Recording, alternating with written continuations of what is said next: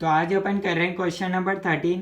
इसके अंदर लिखा हुआ है following are the spot exchange rates quoted at 3 different forex markets. आपको भैया $1 की कीमत बता रखी है रुपीज़ के अंदर, £1 की कीमत बता रखी है रुपीज़ के अंदर, £1 की कीमत बता रखी है US डॉलर के अंदर। The arbitrator has $1 crore assuming that there are no transaction cost. Explain whether there is any arbitrage gain possible from the quoted spot exchange rates. तो भैया आपको बताना है यहाँ आर्बिट्रेज गेन होगा या नहीं होगा। ठीक है, तो अपन देख रहे हैं भैया क्वेश्चन नंबर 13 का सॉल्यूशन। ठीक है, अपन क्या करेंगे भैया, डॉलर एंड रुपीज़ के बीच में निकालेंगे क्रॉस रेट। ठीक है, ये अपन को गिवन है £1 इक्वल्स टू ₹77.52, £1 इक्वल्स टू $1.6231। ठीक है, ये वाली अपन क्यों नहीं ले रहे भैया, यही तो अपन निकालेंगे। ये वाली रेट को बोलते हैं भैया एक्चुअल रेट जो क्वेश्चन में गिवन है, और जो अपन निकाल रहे हैं उसको बोलते हैं थियोरेटिकल रेट। ठीक है, दोनों को कंपेयर करना होता है। ठीक है, तो अब इधर देखो भैया दोनों तरफ सेम साइन है तो ये होगा डिवाइड। ठीक है, डिवाइड कैसे करते हैं भैया, क्रॉस मल्टीप्लाई कर दो। $1.6231 इक्वल्स टू, इसको इससे मल्टीप्लाई कर दो, ₹77.52। ठीक है, सेम साइन कैंसिल ऑफ हो जाते हैं तो ये अपने पास डॉलर एंड रुपीज़ के बीच में आएगा। ठीक है, यहाँ से अपने पास भैया $1 की कीमत आ जाएगी ₹77.52 डिवाइडेड बाय 1.6231। तो यहाँ से अपने पास भैया रेट आ रही है ₹47.76। ठीक है, ये अपने पास रेट आ गई भैया ₹47.76।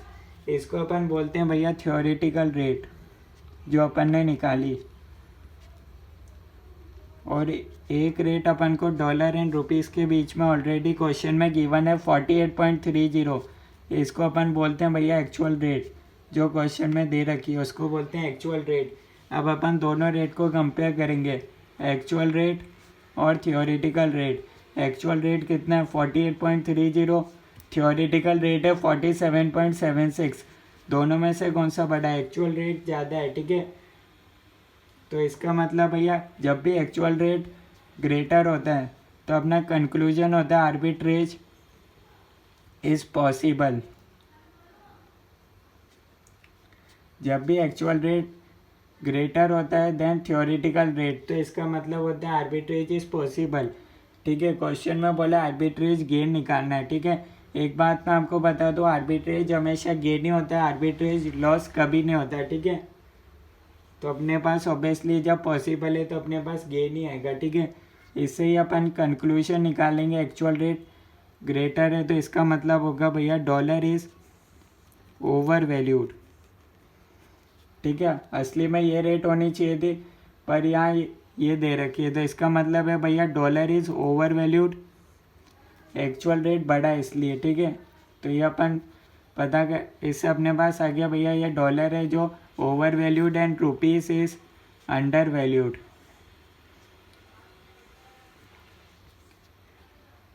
तो अब अपन क्या करेंगे भैया, एक्शन लेंगे, सेल करेंगे डॉलर। सेल क्यों कर रहे हैं, जो चीज़ ओवर वैल्यू होती है उसको अपन सेल कर देंगे और जो चीज़ अंडर वैल्यू होती है उसको अपन बाय कर लेंगे, sell dollar and buy rupees. फिर सेकंड केस में क्या करेंगे, सेल करेंगे रुपीज़ एंड बाय करेंगे पाउंड। ये अपन को पाउंड भी गिवन है। ठीक है, फिर थर्ड केस में क्या करेंगे, सेल करेंगे पाउंड एंड बाय करेंगे डॉलर। ठीक है, इस तरीके से साइकिल चलेगी। पहले सबसे पहले अपने पास है डॉलर, इसको अपन सेल करेंगे और रुपीज़ खरीदेंगे। फिर क्या करेंगे, रुपीज़ को सेल करेंगे और अपन खरीदेंगे पाउंड। फिर पाउंड को सेल करेंगे तो अपन वापस डॉलर बाय करेंगे। तो इस तरीके से एक पूरी साइकिल चलती है। इससे अपने पास आता है भैया आर्बिट्रेज गेन। ठीक है, तो सबसे पहला भैया अपने पास काम है sell dollar and buy rupees.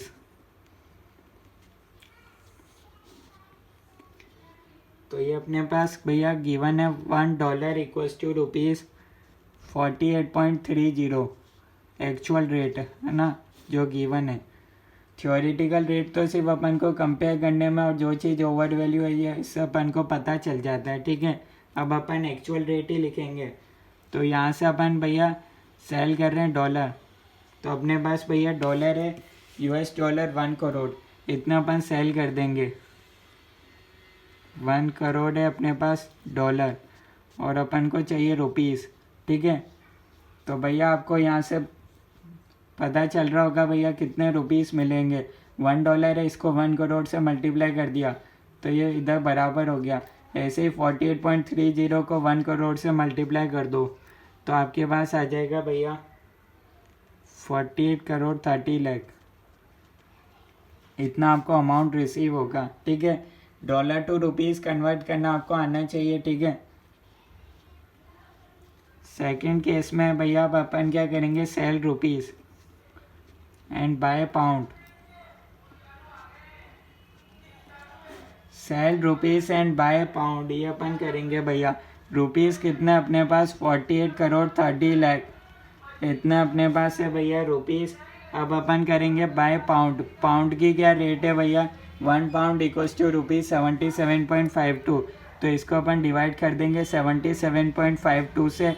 इस लॉजिक से भी आप कर सकते हो, ठीक है। अगर आपको बिल्कुल नहीं आता कन्वर्ट करना तो आप ऐसे लिख सकते हो। सबसे पहले 1 पाउंड इक्वल्स टू रुपीज़ 77.52। आपके पास कितने रुपीज़ है, 48 करोड़ 30 लाख। तो यहाँ से आपके पास पाउंड कितने मिलेंगे ये आपके पास आ जाएगा, ठीक है। तो इसको आप डायरेक्ट भी कर सकते हो, ठीक है। ज़रूरी नहीं आप ऐसे बना के करो। अगर आपको बिल्कुल नहीं आता कैसे कन्वर्ट करते हैं, कब डिवाइड करते हैं, कब मल्टीप्लाई करते हैं, तो आप इस तरीके से कर सकते हो, ठीक है। यहाँ से आपके पास आ जाएगा पाउंड 62,30,650। यहाँ तक आपको कोई डाउट है तो आप बता सकते हो। कोई चीज़ समझ में नहीं आई हो तो बता सकते हो। अभी तक कुछ समझ नहीं आया हो बता सकते हो, ठीक है।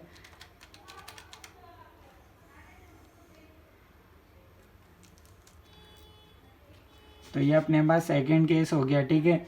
ये आपको समझ आ गया होगा क्यों डिवाइड कर रहे हैं, ठीक, क्यों कर रहा है भैया। अदरवाइज आप इस तरीके से भी सॉल्व कर सकते हो, ठीक है। कैसे करोगे, 48 करोड़ 30 लाख डिवाइडेड बाय 77.52। तो आपके पास आ जाएगा, यहाँ का पाउंड आ जाएगा, ठीक है, 62,30,650, ठीक है।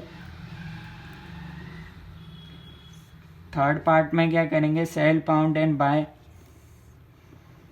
डॉलर, ठीक है। अब अपने पास पाउंड आ गए 62,30,650।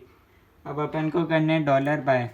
तो पाउंड और डॉलर के बीच में भैया रिलेशन गिवन है क्वेश्चन में 1.6231, ये अपन को गिवन है भैया। और अपन को करने भैया सेल करने ये। तो अपने पास कितना होगा भैया, इधर लिख सकते हो 62,30,650। अपने पास कितने डॉलर मिलेंगे, तो इसको मल्टीप्लाई करा मैंने 62,30,650 से, उतने अपने पास आ गए पाउंड। ऐसे ही 1.6231 से को मल्टीप्लाई कर दो 62,30,650। यहाँ से अपने पास आ जाएंगे डॉलर 1.6231 इंटू 62,30,650। तो ये मेरे पास आ रहा है 101,12,968। ये आ रहा है भैया अपने पास, इतने डॉलर आ रहे हैं, ठीक है। ये पूरी साइकिल कंप्लीट हो गई। लास्ट में अपने पास डॉलर आ रहे हैं 101,12,968, 1 करोड़ 1,12,968 डॉलर, ठीक है। पर मेरे पास शुरू में गिवन कितने थे भैया, मैंने यहाँ 1 करोड़ थे। तो अब अपने पास भैया गेन हो गया ना, स्टार्टिंग में कम थे, लास्ट में ज़्यादा बचे। कितने डॉलर का फ़ायदा हो गया, 1,12,968 डॉलर का अपन को गेन हो गया। तो इस तरीके से भैया आर्बिट्रेज गेन अपन निकालते हैं। कोई डाउट है तो आप बता सकते हो, कोई चीज़ समझ में नहीं आई हो तो बता सकते हो। ये इस क्वेश्चन का सॉल्यूशन, ठीक है। ये साइकिल पता चले उसके लिए अपन निकालते हैं थ्योरेटिकल रेट, ठीक है। इससे अपन को पता चल जाता है भैया एक्चुअल रेट बड़ा है तो आर्बिट्रेज पॉसिबल है, और एक्चुअल रेट बड़ा हुआ तो इसका सेकंड कंक्लूजन होगा भैया डॉलर और रुपीज़ के बीच में निकाला था तो ये पहला वाला dollar is over valued and rupees is under valued. जो चीज़ ओवर वैल्यू होती है उसको अपन सेल कर देते हैं, जो चीज़ अंडर वैल्यू होती है उसको बाय कर लेते हैं, ठीक है।